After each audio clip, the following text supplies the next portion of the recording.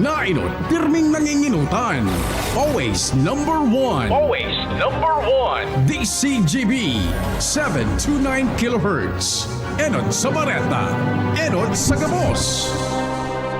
Ang DCGB aktibong miyembro o yan kan KBP, kapisanan ng mga broadcasters ng Pilipinas. Philippine Standard Time, hali sa Pag-asa, alas 5:03 ang hapon.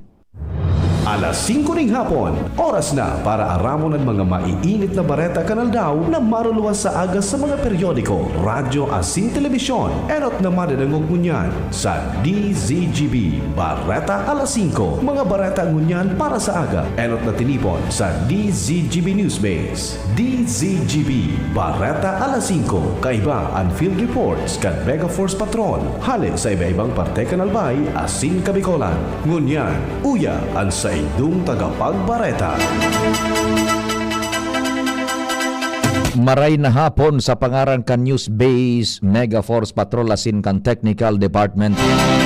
Ako po ang sa indong magiging tagapaghatod bareta si Pio Fernandez digdipo sa DZGB. Mga bareta ngunyan para sa aga. GB garantisadong bareta. Enot sa dispatchos kan bareta sa lado lokal. Nasa linya si Chief Jimmy. Chief Jimmy, maray na hapon. Please go ahead na. Luang L300 service vehicle at bipapaluwas halidigdi sa PEO compound sa barangay Salugan sa Kamalig para sa libreng sakay sa aga na igwa sa liwat nin transport strike digdi sa palibot. Ini ang sinabi ni Provincial Engineer Dante Baclao konsay ng direksyon kanduang behikulong ini pasiring dyan sa APSEMO. Bahala na in charge sa APSEMO konsay ididestino anduang L300 na nabanggit. Sigun kay Provincial Engineer Dante Baclao, in kaso mag-request pa nin ibang lunadan an APSEMO ready and PEO para iluwas an mga dump truck na nasa compound kan Provincial Engineer's Office. Mga dagdag na barita, Jimmy Nasalita, DCGB News. Ang baretang ini hatod sa Indukan. Leon Extra Strong Beer. Bangis sa sarap. Bangis sa sulit. Thank you so much, Chief Jimmy. Diretso pa kita kan mga istorya sa lado lokal. Nasa linya si Compadreng Al Armario. Pading Al, Diyos marhay na hapon. Please go ahead, man. Preparado ang mga habal-habal sa pagtaon ng serbisyo sa strike saga maski di ko konsiderar sindang illegal. Iyan ang aktual na nangyayari digdi sa Southern Park kan Legazpi kada strike. Ikon sa inda kung dahil manin mga jeep, tricycle o taxicle, yaon sinda na magserbisyo sa publiko.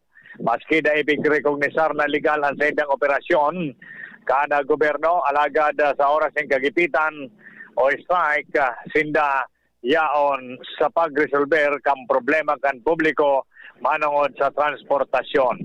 Alarmario, DCGB. Thank you so much, Compadreng Al. Mientras tanto, di nakita sa detalyes kan bareta sa lado nasyonal, pipahigpitana ni Presidente Ferdinand Marcos Jr. sa Department of Trade and Industry o DTI ang pagbabantay sa presyo kan mga pangenot na barakalon tanganing maibitaran ang biglaan na paglangkaw kan mga ini.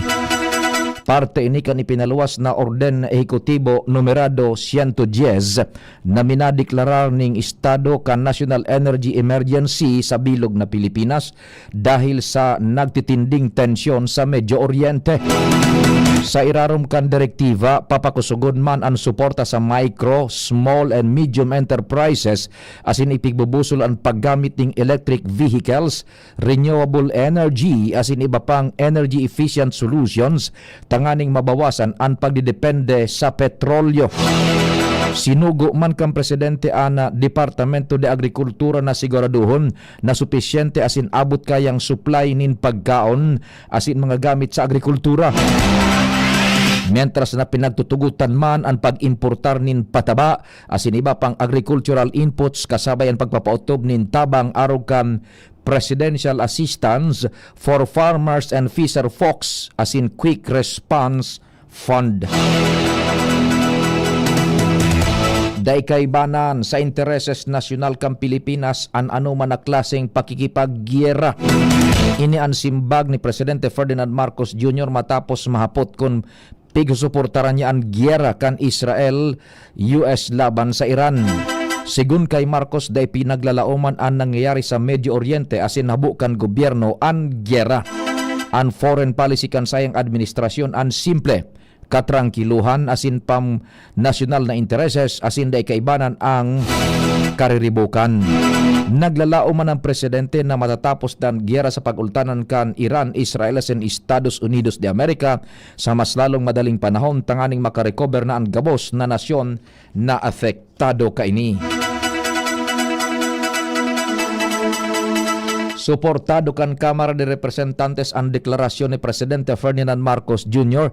nin State of National Energy Emergency asin nangako na mapasar nin mga propestong ley na magkakatabang tanganing mabawasan ang epekto kan halangkaw na presyo nin petrolyo sa mga Pilipino.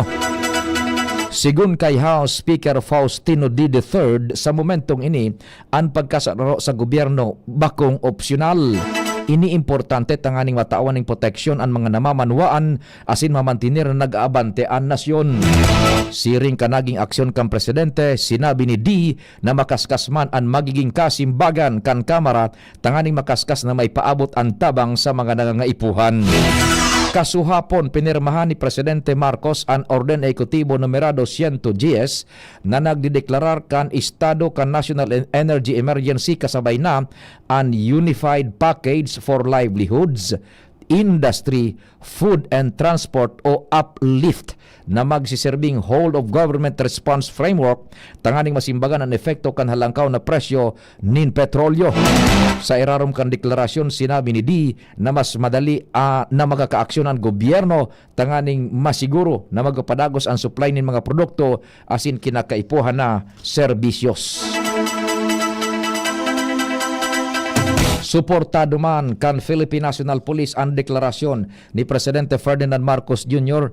na State of National Emergency tanganing aksyonan ang kakulangan nin supply nin petrolyo sa Pilipinas. Siniguro ni PNP Chief Jose Melencio Nartates Jr. na sisiguruhon kan lado kan pulisya na mamantinir ang kaligtasan kan publiko. Sigun kay Nartates, kaibanan ang PNP kan gobyerno sa pagsimbag sa agyat na ini asin siguruhon ninda ang matanos na pagpapautob kan mga lakdang tanganing mamantinir ang katanusan asin maprotehiran ang namamanwaan. Imo-monitor kan PNP ang respondihan ang anuman aktibidades na pwedeng dumanyar sa public order sa pagsiguro sa publiko sa bilog nindang kapabilidad na protehiran ang lambang Pilipino. Nangapudo naman si Nartates sa publiko na mantinidong alerto, makipagtabangan sa mga otoridad asin magkondukta ng responsableng paggamit ng enerhiya. Sa pagtatarabangan asin disiplina kan labang saro, malalampasan tan agyat na ini sugon sa PNP Chief. Daing poder ang Departamento de Enerhiya para pugulan ang pag-abuso sa presyo asin supply ng petrolyo. Ini ang pahayag ni Department of Energy Secretary Sharon Garin sa kaputan manungod sa poder kan DOE kontra sa mga bentahosong kumpanya ng petrolyo asin mga dealers kaini. Paliwanag ni Garin da basically daing poder ang DOE dahil fully liberalized ang petroleum industry sa nasyon dahil sa oil deregulation law. Ang solamenteng pwedeng maginibo para maprebentaran ang profiteering asin hoarding iyo ang gumamit nin sa rupang lay. Sa katotohanan, sigun pa sa opisyal na sa lindong kan Price Act, wara ang gasolina asin diesel. Ini dahil sa ang industriya nakasalalay sa kompetisyon. Sa pangarang ka nagsururat kan informasyon sa pangenot ni News Director Mardila